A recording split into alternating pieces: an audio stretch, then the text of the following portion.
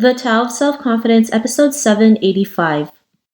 Welcome to the Tao of Self-Confidence, where I share stories of amazing women who have discovered their inner journey to self-confidence. Visit our website at thetaoofselfconfidence.com. Your inner journey to self-confidence awaits.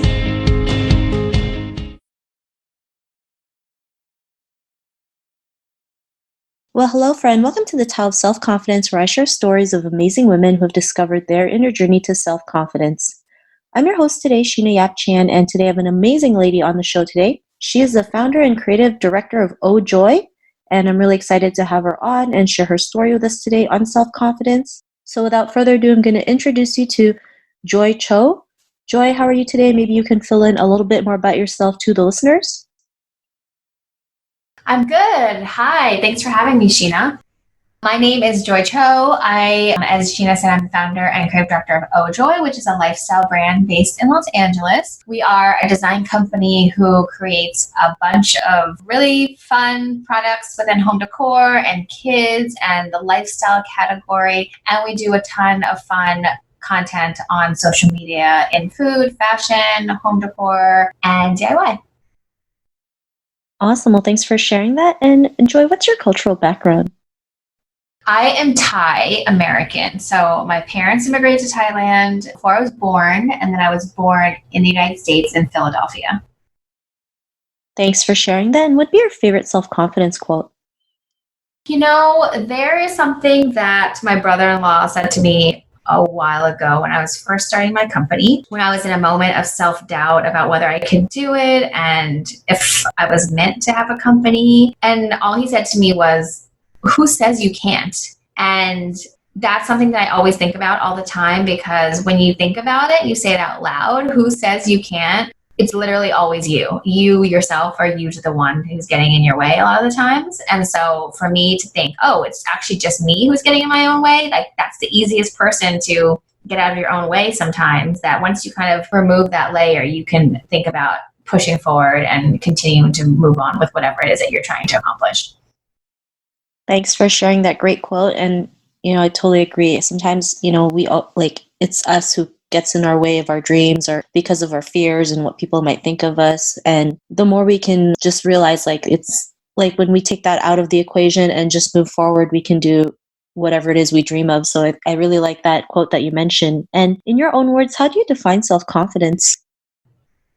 To me, self-confidence is just feeling happy in the state of whatever you're doing, whether that is a state of work or a project you're working on and within business or your career, or whether that's how you feel when you walk into a room and it has something to do with what you're wearing or how you feel about yourself. Because I think those moments when you feel confident, and those moments when you don't feel confident. And the moments you feel confident, you also feel happy. And for me, I think that that's something that we all strive for, because we don't always feel that all the time. And we have moments of ebb and flow of feeling more or less confident. But I think that it's so important. It's something that I always am trying to instill in myself as much as possible, because I know how much it helps me to be able to push through difficult times, or just like having a great day if I feel more confident. But also, as a mother to two young girls, I also am always figuring out ways to be able to be a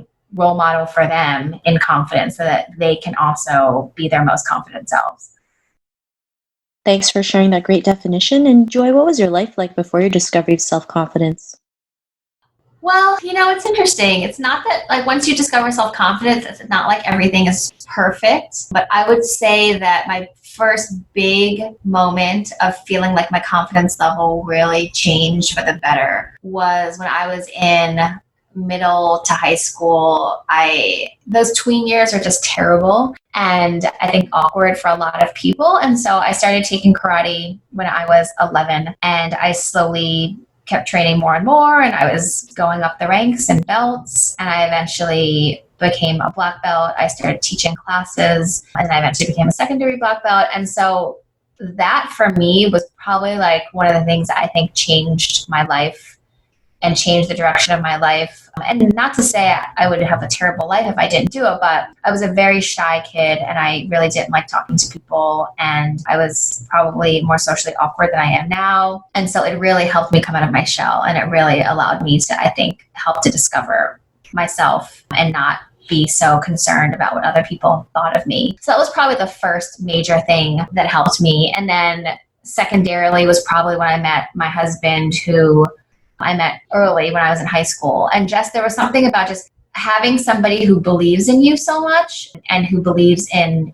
you as a person, but also believes in your abilities. That really helped me a lot. And I think you can find that anywhere. It's not just about a partner or a spouse. It's just also in friendships, and it's the people you surround yourself with. And I think I learned from there to start to surround myself with positive people who I felt like were role models for me also in my life. And then finally, my other probably third biggest thing was after I had kids. As a woman in this day and age, you grow up with various body concerns and you compare yourself to other people. And when I was younger, there was no social media, but we saw magazines and catalogs and all these things. And so up until I had kids, there was lots of little things that I worried about, and not having a flat stomach or blah, blah, blah, and all this stuff. And then after I had kids and my body changed, and my never flat stomach is still never going to be flat, and it's even like puffier than it was before, and it has stretch marks and all this stuff, but it's just like you just care less because your body made these people, and those stretch marks are a sign of holding a baby. And and also once I had kids, I also realized that it wasn't worth spending time obsessing or being less confident about these like little things that nobody else was ever going to see. And also more than anything, I didn't want my kids to see that. I didn't want them to see my insecurities, and not to say that I want them to think I'm perfect, because I make sure that they know that I'm not. But I think it's really important to all of a sudden you're like, oh shoot, I'm a role model for these children. And if they pick up on a way that I'm treating myself that's not great, then they're going to think that's okay to do that to themselves too. Thanks for sharing that. And I love how you mentioned, like what happens after you have kids, because, I know a lot of people say how their bodies change, right? And a lot of people are still like, well, not a lot of people, but some people still fear like, they don't have the perfect body. They don't have that flat, like you mentioned, the flat abs, the perfect physique, but it's like you just made life. And, sometimes those figures or pictures you see on a magazine or on social media are also edited to a T where it's not even them anymore. So we just have to realize like, sometimes we look at a magazine and it's not, it may look perfect, but before that it was still like raw and unedited and not so perfect. So it's okay to be who we are and just accept who we are no matter what, changes we go through in life. So I'm glad you're able to share that. And because of your realizations, what's your life been like now?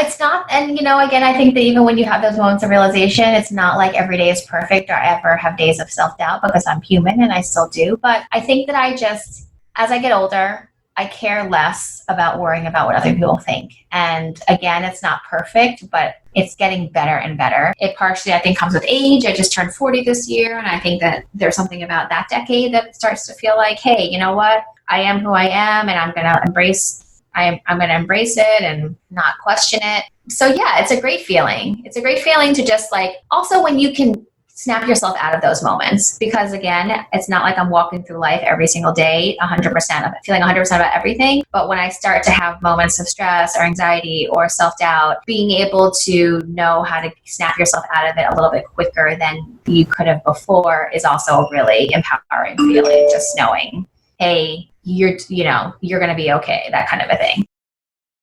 Thanks for sharing that. And, to the woman who's listening to your episode, she may be in her own journey to self-confidence. What would be that one tip you'd give to her? The one tip I would give to her is, number one, to surround yourself with people who lift you up and who believe in you. Because the biggest thing about as you get older and your time becomes more limited, and it's about quality over quantity with friends or with relationships or whatever it might be, make sure that the people that you're with are really providing joy to your life. And same thing with you, like be that joy to somebody else. Be the helpful friend, be the listening friend, be the person that helps to give advice whenever you can or help somebody out whenever you can. And I think that that's a really great start that everybody has access to. And then I think from there, it's just about really feeling like trying to get clear on what are the things that you think are going to make you happy and starting to test those out, because sometimes the things that we think are going to make us happy actually are not the things, but you don't know that until you try them out.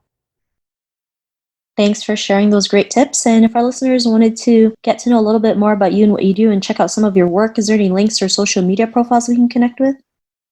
Yeah, you can find all things OJoy over at ojoy.com. And then you can follow me on Instagram and Pinterest with the handle at OJoy, OHJOY.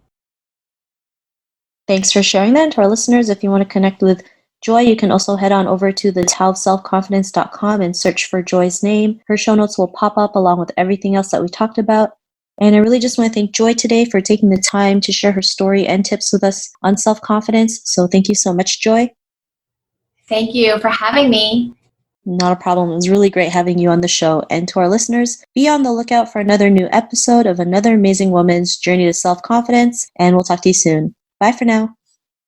Thank you for tuning in to another amazing episode of the Tao of Self-Confidence. Want to learn how you can use podcasting to market your business?